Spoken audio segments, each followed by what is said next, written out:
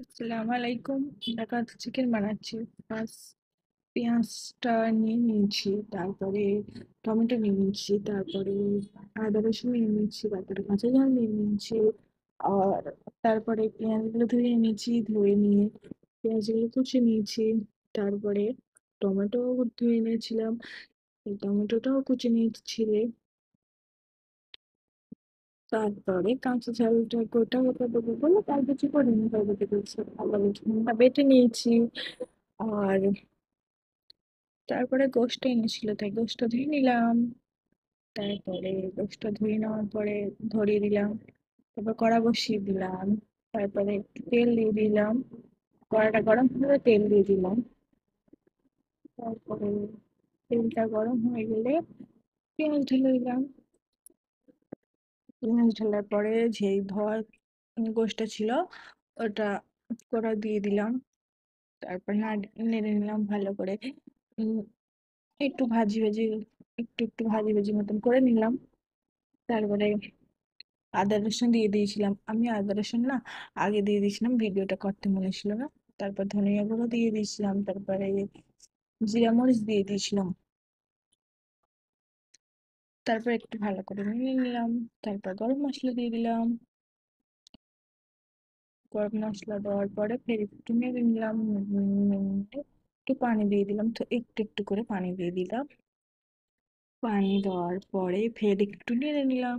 নেড়ে নেওয়ার পরে এবার চিকেন মশলা দিয়ে দিলাম। চিকেন মশলা দেওয়ার পরে আর একটু নেড়ে নিলাম।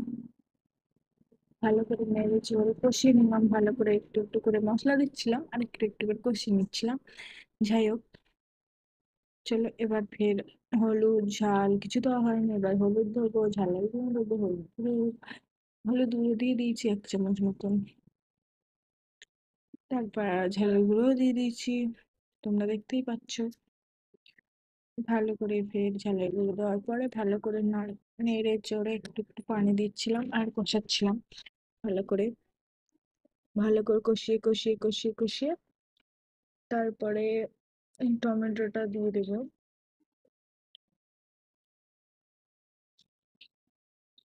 যাই হোক, আমি সেই আদাটা দেওয়ার আগে না ভিডিও করতে ভুলে গেছিলাম, আদাটা দিয়ে দিয়েছিলাম না, তা ভিডিও করতে ভুলে গেছিলাম, ফের মনে উঠলো তারপরে দিয়ে দিয়েছিলাম। যাই হোক, এখন দেখো টমেটো দিয়ে দিয়েছি।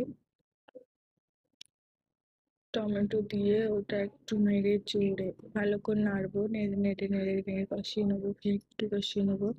তারপরে টমেটোটা সেদ্ধ হতে দিতে হবে না, একটু বেশি বেশি করে কষিয়ে নেবো, নাড়িয়ে নেবো, নেড়ে নেড়ে নেড়ে। এবার দেখো টমেটোটা কষাতে দিয়ে দিলাম। তারপরে দেখো টমেটোটা কষে গেল, টমেটোটা সিদ্ধ হয়ে গেল যেহেতু, ভুল বলেছিলাম।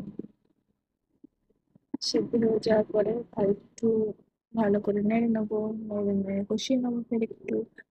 এমন করে করে রান্না করবো, দেখবি তরকারিটা অনেকটা টেস্টি হবে, খেতেও ভালো লাগবে। আমিও এমন করে রান্না করি, খুব খেতে ভালো লাগে, খুব টেস্টি হয়। আমি তো আগে রান্না করতে পারতাম না, এখন জেনে গিয়েছি, যথেষ্ট ভালো রান্না করি এখন।